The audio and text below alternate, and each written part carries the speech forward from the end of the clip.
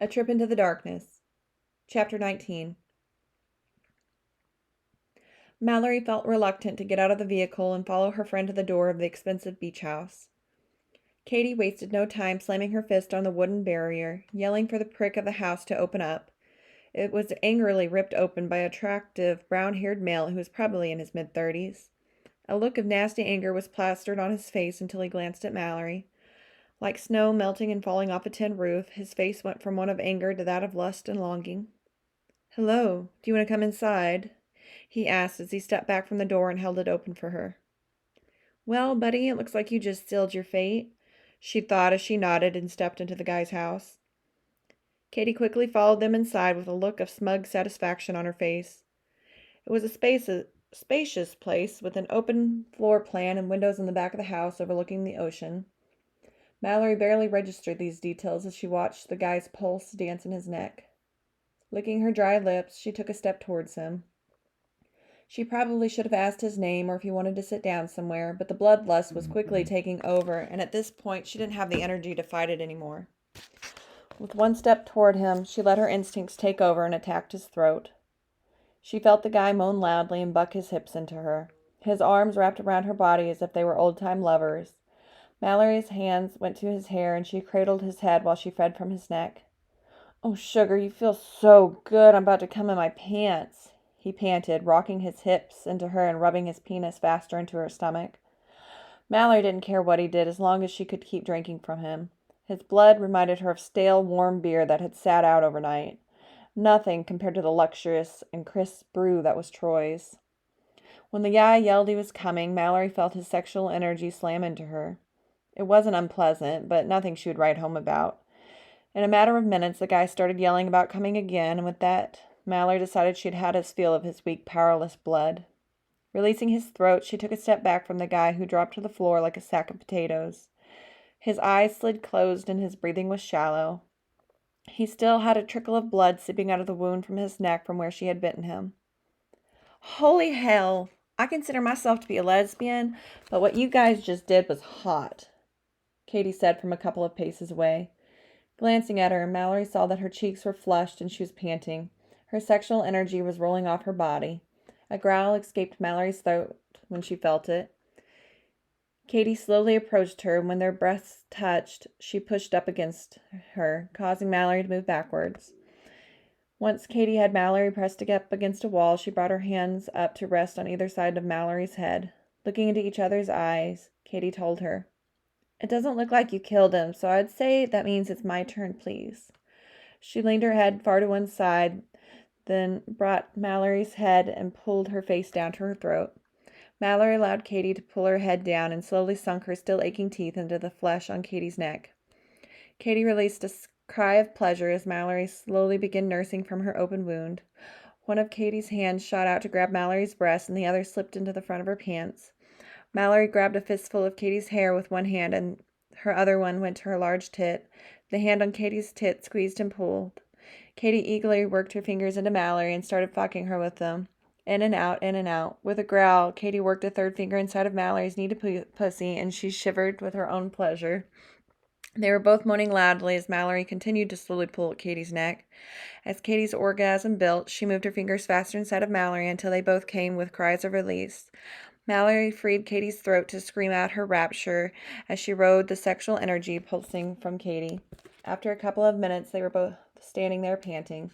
Leaning against her, Katie whispered, "I think that might have been the most intense orgasm of my life, and you barely even touched me." Mallory chuckled as she felt Katie's body trembling against hers. Lifting her head, Katie brought her lips to Mallory and began kissing her.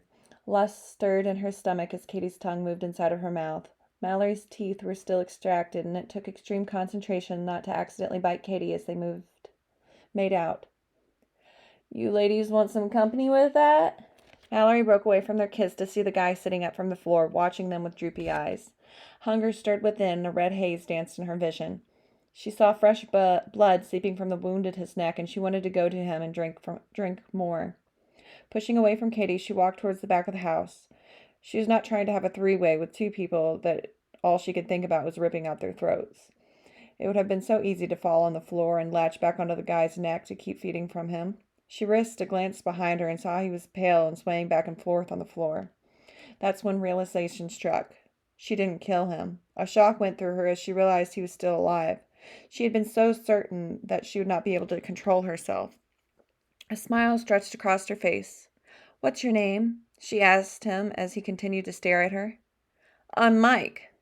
"Do you have any food here, Mike?" "Of course. I have wine too if you're thirsty." The mention of alcohol brought another smile to Mallory's lips. It had been so long since that Saturday night she had gotten drunk with Quincy. Tilda. The evening was a nice distraction from reality. The trio sat around Mike's fancy beach house, drinking wine and eating pizza that Mike had delivered. Mike was the first to pass out sometime later in the night, but Katie was not far behind him. As both humans slumbered on the couch in Mike's living room, Mallory felt a sense of longing, a longing she had never felt before. She had never had any intentions of building a relationship with someone in the past, but she could see the appeal now. It would have been nice to have someone she trusted completely and could share her feelings with, someone who wasn't just with her because they were lust-driven or, in this case, under her weird trance. Getting up from the couch, Mallory went to Mike's master bedroom so she could take a shower. Mike had tried numerous times throughout the evening to convince Mallory and Katie to take a shower with him or move the party to his bedroom. Katie had been on board and agreed, but Mallory shut the offers down with venom in her voice. She remembered how Troy had used her lust against her and had taken advantage of her body when she was out of control. The way he had made her beg for his blood had felt so degrading. He used her weaknesses against her to get what he wanted. She was not certain if she would ever want another male to touch her. At least not until she found a way to heal her trauma.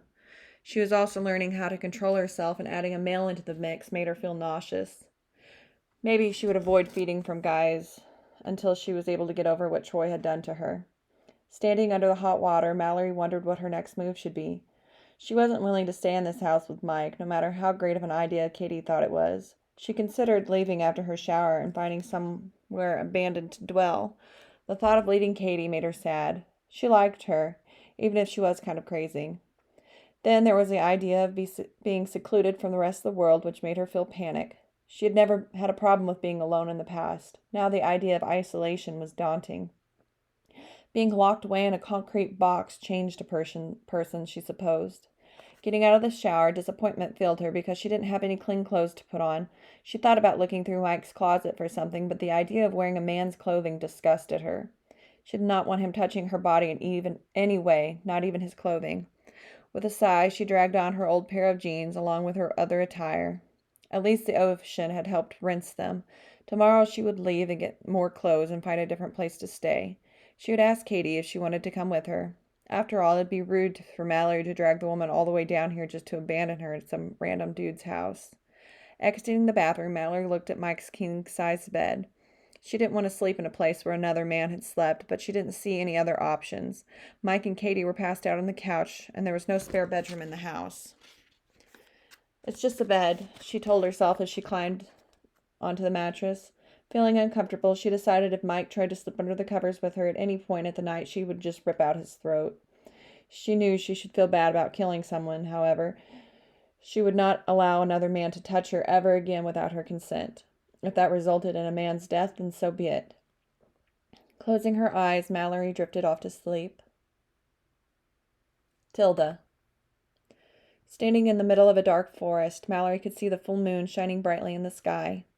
There were a few small clouds that drifted past the moon and cast shadows upon the forest floor.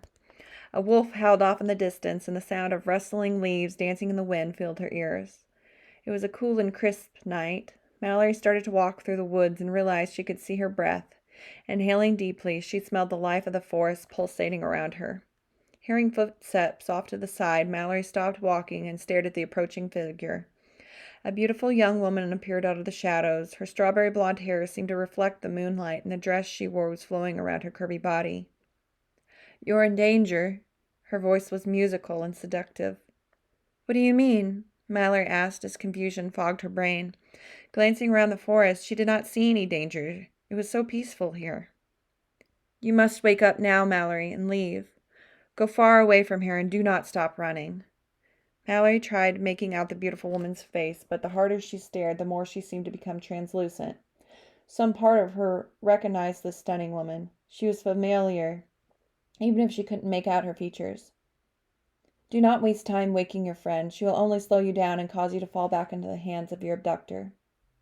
Where should I go? Mallory asked. You must realize that on your own, the beautiful woman told her as she began to disappear. Wait, don't leave me, Mallory shouted, but she was already alone in the forest. Wake up, Mallory. Wake up. Tilda. With a jolt, Mallory sat up in the bed. Her heart was racing. Glancing at the bedside clock on the nightstand, she found it was 4:44 in the morning. 4:44. She had to leave now. A sense of urgency was tearing through her body as she exited the bedroom. Picking up her few belongings, she walked towards the front door but stopped. She needed a ride. She thought about taking Katie's Jeep, but she wouldn't steal from her friend. So instead, she looked around and found Mike's keys, which were beside the garage door. With a smile, she went out to Katie's Jeep to grab the rest of her stuff, then back into the house and into the garage. She needed a bag for her belongings. Glancing around the garage, she saw a backpack hanging on the back wall. Walking over to it, she opened the bag and saw it was full of beach clothes. Mallory dumped the stuff on the concrete before shoving her few belongings into it. Zipping the bag, she walked over to Mike's expensive BMW car and unlocked it before getting in. She stuck the key in the ignition and the motor roared to life. Biting her bottom lip, Mallory hoped that the sound of the engine didn't wake anyone up. Looking around the interior of the car, she found the garage key in the center console. Pressing the button, the garage door slid open. Mallory pulled out into the dead street and pressed the garage key one last time to close the door behind her. She didn't know where she was going as she started driving down the road, but her anxiety was screaming at her to go faster. She tried not to speed, but it felt like something was pushing her foot down on the accelerator, making her go faster than she wanted. She didn't keep track of where she was going while she drove further and further away from Mike's house. In no time, the sun was starting to come up and traffic started getting thick. Mallory's skin crawled, and she swore she could feel Troy's hands on her arms and his breath at her throat. Fear ripped through her body. Why did she feel him? His energy seemed to be slowly seeping into her skin. Mallory glanced at the cars around her, expecting to see him staring at her from through one of the windows. When she didn't see him in any of the cars or standing on the sidewalk, she tried to tell herself that she was just spooked because of the dream. The dream that had felt so real, and the woman who she knew in her heart was the goddess. Her mother had told her that Odin would often visit her when she dreamed. Mallory had thought her mom crazy, but now she could say the same about Freya. She wished she could remember the goddess's face. She knew as she continued to drive through the bustling city of Miami that she had to leave Florida. The goddess had told her to leave and just keep running, but where was she supposed to go now? Mallory had been convinced that Florida would be the perfect place to hide because it was over 1,000 miles away from Toledo, and there were tons of people around who she could hide behind. If she couldn't disappear in a city like Miami, then where could she? Nowhere. There is nowhere to hide, Mallory mumbled to herself, stopping at what must have been the 100th light in the last 40 minutes. Lighting another cigarette, she tried to think of what her mother would have done in this situation. She had always been on the run. Mallory needed advice on what she should do. She remembered her mom saying something about a witch who had given her advice when she was a young woman on the run before she had children. Racking her brain, she looked back on some of her mom's ramblings. She had mentioned something about New Orleans being a place of magic and fortune-telling. Maybe that's where the witch was that helped her mom when she was in time of need. Seeing no better option, Mallory decided she would go there and see if she could figure out anything. If nothing else, she could just stop in for a few hours before moving on to the next town. Anger flowed through Mallory's body at the prospect of a life of running. She had sworn that she would never be like her mother, but now look at her. At least her mom would stay in one area for a couple of months or a year before she got the urge to run. Apparently, Mallory wouldn't even be able to stay a full day in one spot.